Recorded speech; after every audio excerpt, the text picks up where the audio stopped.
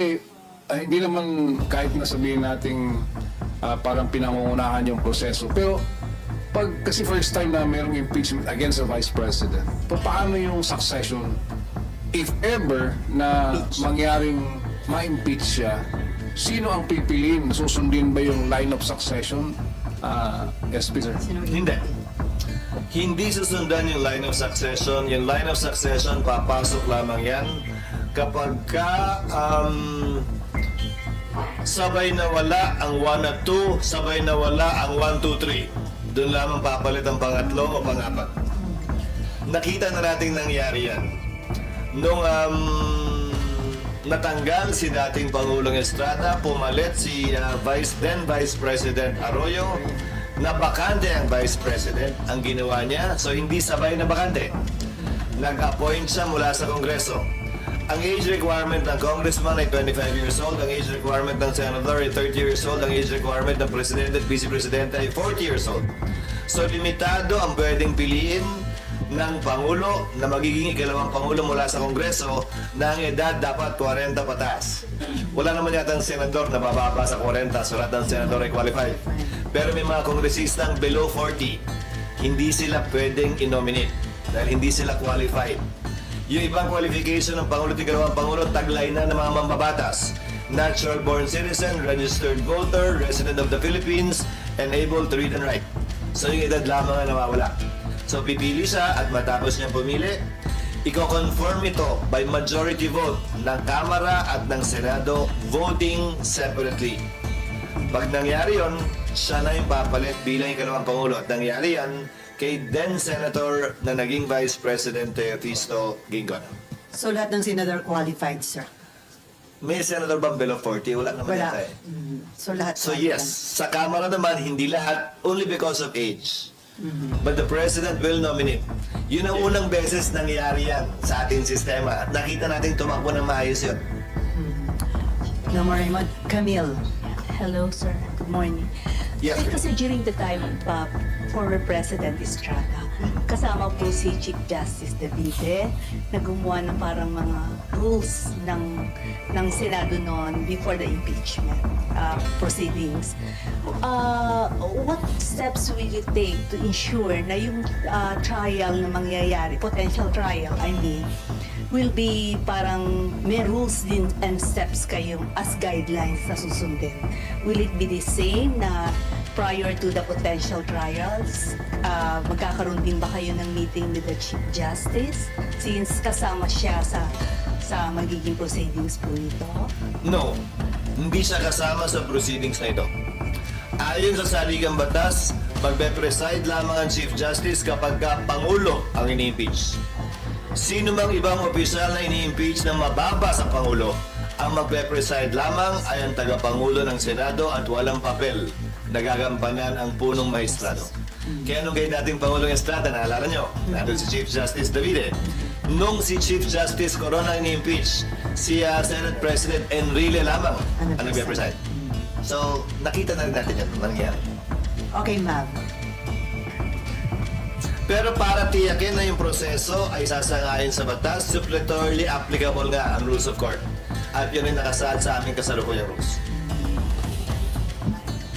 Yes. Baka may baguhin lang kami depende sa kagustuhan ng mayoriya ng impeachment court.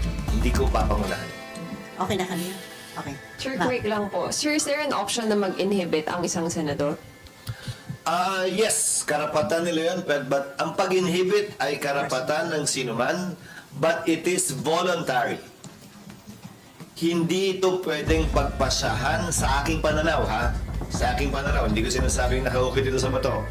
Hindi ito pwedeng pagpasyahan ng mayoriya ng impeachment court. Ito'y voluntarily done ng miyembro ng korte. Dahil kung susuriin mo yung ibang collegial courts natin, ano-ano ba yun? COMELEC, Court of Appeals, di ba? Sandigan Bayan, Supreme Court. Kapag may pinapa-inhibit na maestrado, magpa-file ng motion yung korte, yung isa sa mga partido sa kaso, pero personal na desisyon yon nung maestrado kung mag-inhibit siya o hindi. Hindi yan pinagpapasahan ng kabuuan ng Supreme Court, Court of Appeals, Sandigan Bayan o COMELEC kung tatanggalin nga ba doon sa kasong yon ang isang miyembro nila. So by analogy, yun ang nakikita kong magiging proseso niya. Any member can inhibit, but he or she has to decide on that voluntarily, on his own, on her own. Sir, yung day-to-day impeachment trial, may oras ba yun o pwedeng one to sawa? Depende sa pagkakasundoan ng mayoriya. Mas gusto ko nga malamang kasagutan mula doon ay may oras pa ba kaming mabibigay para magtalakay ng mga makabuluhang panukalang batas na kinakailangan at pwede pa namin mahabol bago kami mag-adjourn.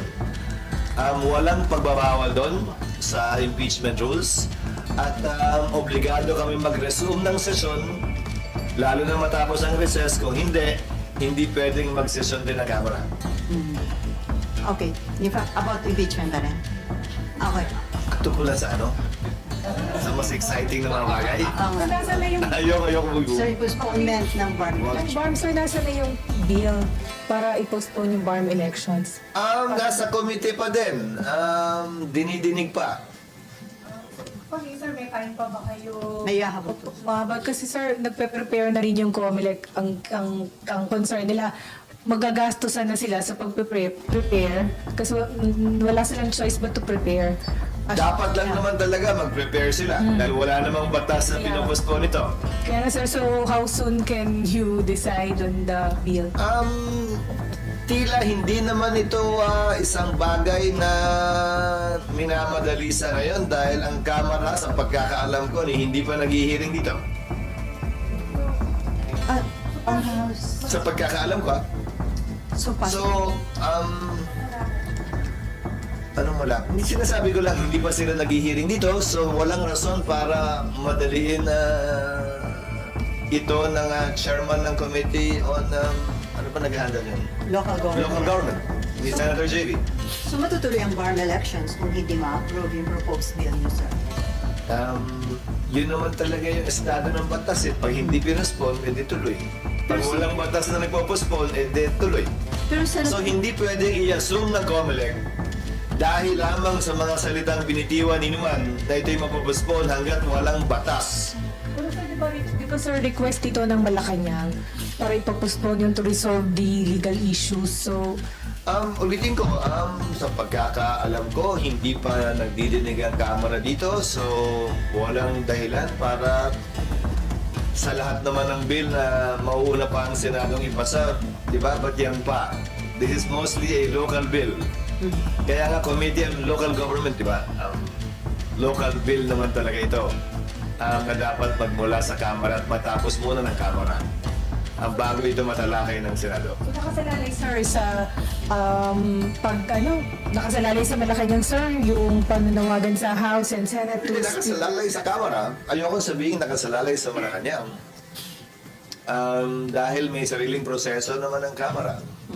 So, dito ka, local bill ito, kahit matapos sa komite, i-refer lang ito sa Committee on Rules. Hindi ito ma-report out hanggat walang pinapasa ang Kamara ang nakarating na sa amin sa plenaryo. So, walang rason para madalhin ito sa ngayon sa komite.